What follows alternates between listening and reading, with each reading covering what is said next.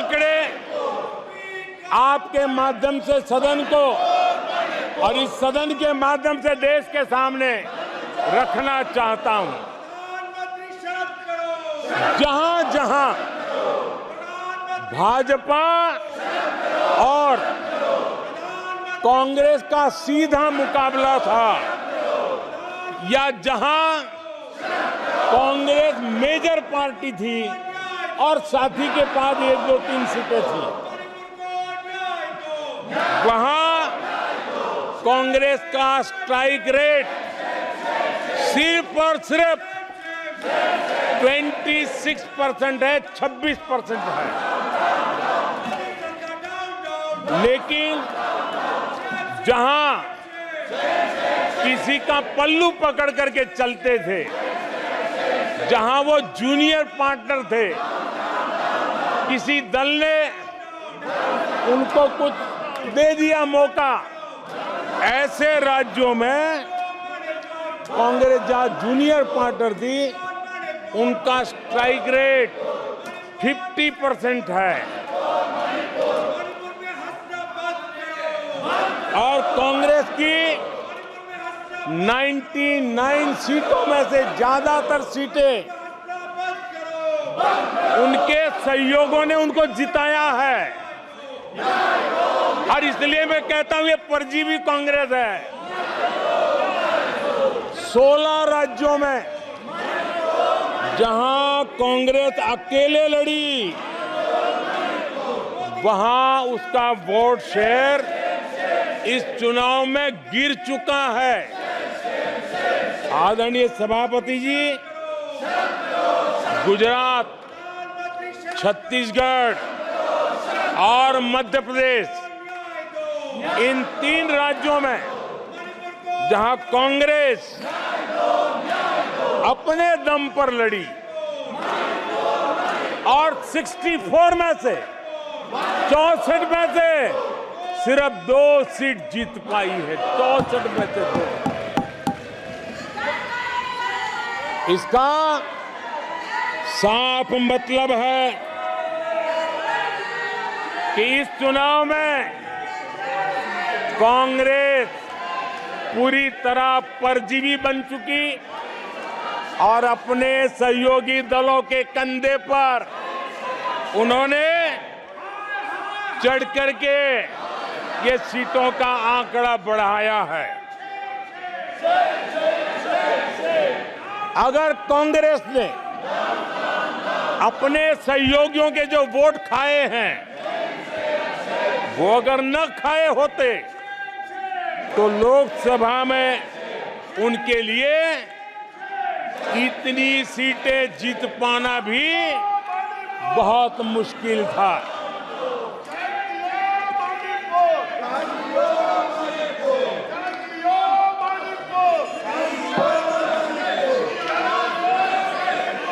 आदरणीय सभापति जी,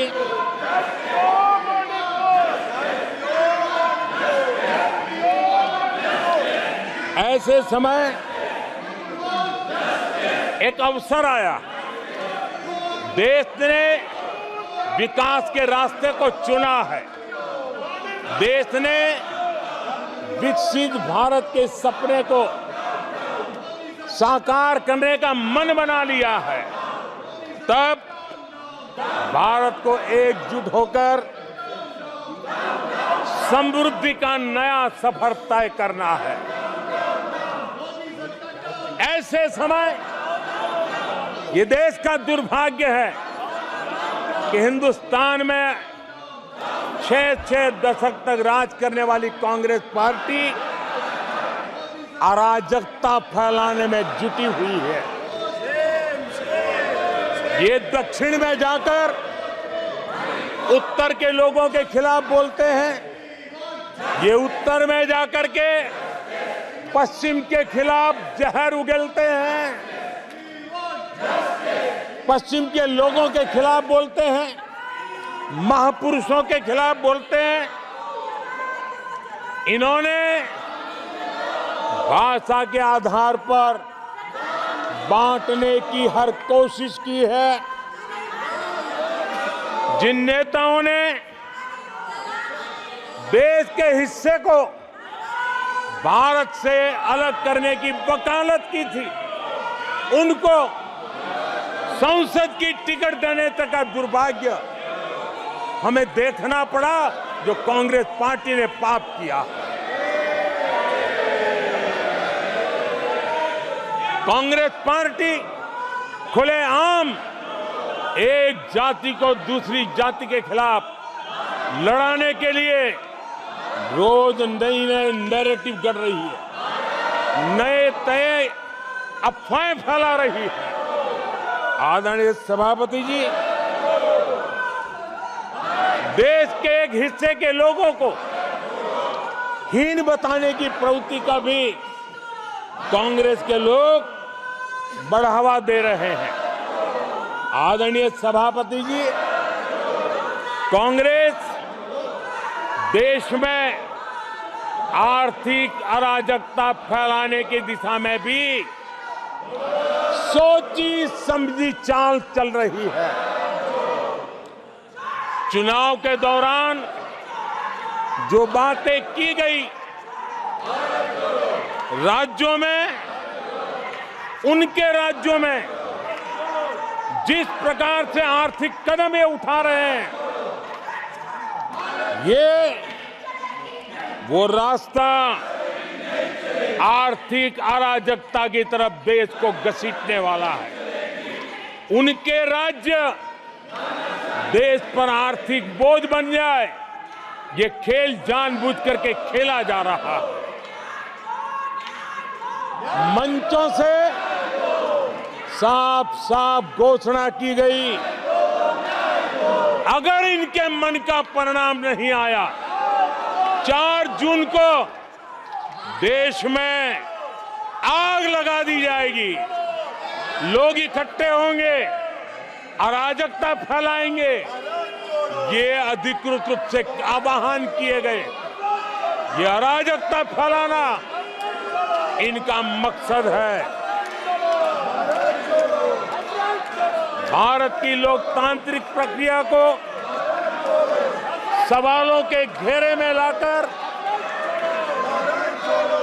अराजकता फैलाने का प्रयास किया गया है। सीएए को लेकर जो अराजकता फैलाई गई, देश के लोगों में गुमराह करने का जो खेल खेला गया, पूरी इकोसिस्टम इस बात को बल देती रही ताकि उनके राजनीतिक मकसद पूरे हो। आदरणीय सभापति जी, देश को दंगों में झोंकने के भी कुत्सित प्रयास पूरे देश ने देखे हैं। आदरणीय सभापति जी,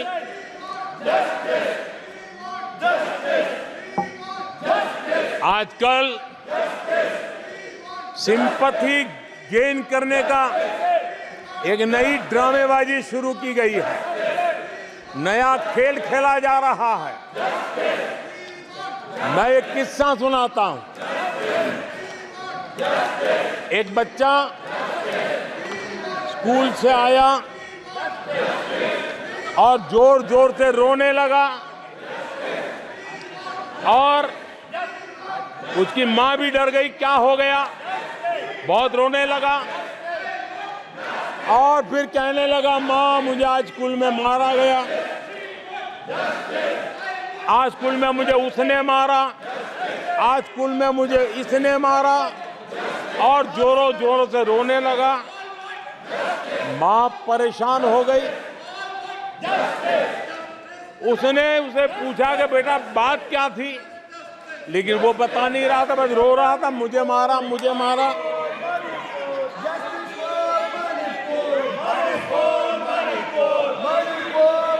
बच्चा ये नहीं बता रहा था कि आज स्कूल में उस बच्चे ने किसी बच्चे को मां की गाली दी थी। उसने ये नहीं बताया किसी बच्चे की किताबें उसने फाड़ दी थी। उसने ये नहीं बताया कि उसने टीचर को चोर कहा था।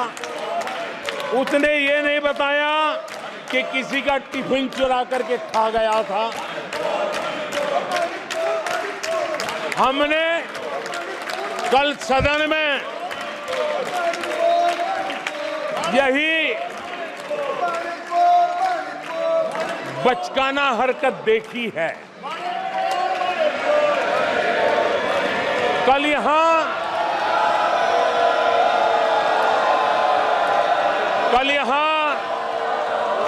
बालक बुद्धि का विलाप चल रहा था।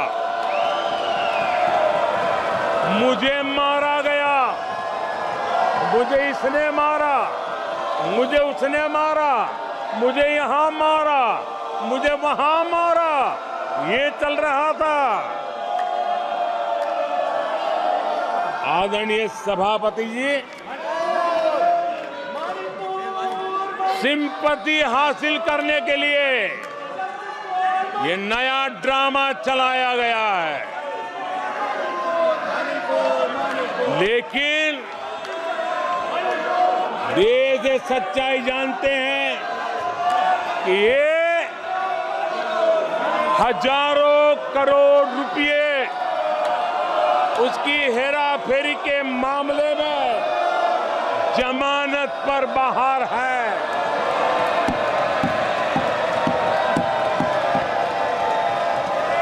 ये ओबीसी वर्ग के लोगों को चोर बताने के मामले में सजा पा चुके हैं। इनको देश की सर्वोच्च अदालत पर गैर जिम्मेदाराना बयान देने के बाद माफी मांगनी पड़ी है। इन पर महान स्वातंत्र सेनानी वीर सावरकर जैसे महान व्यक्तित्व का अपमान करने का मुकदमा है। इन पर देश की सबसे बड़ी पार्टी के अध्यक्ष को हत्यारा कहने का मुकदमा चल रहा है। इन पर अनेक नेताओं, अधिकारियों, संस्थानों पर झूठ बोलने के गंभीर आरोप हैं और वो केस चल रहे हैं। आदरणीय सभापति जी, बालक बुद्धि में ना बोलने का ठिकाना होता है और न ही बालक बुद्धि में व्यवहार का कोई ठिकाना होता है। और जब ये बालक बुद्धि पूरी तरह सवार हो जाती है तो सदन में भी किसी के गले पड़ जाते हैं। ये बालक बुद्धि अपनी सीमाएं खो देती है तो सदन के अंदर बैठ करके आंखें मारते हैं, आंखें मारते हैं।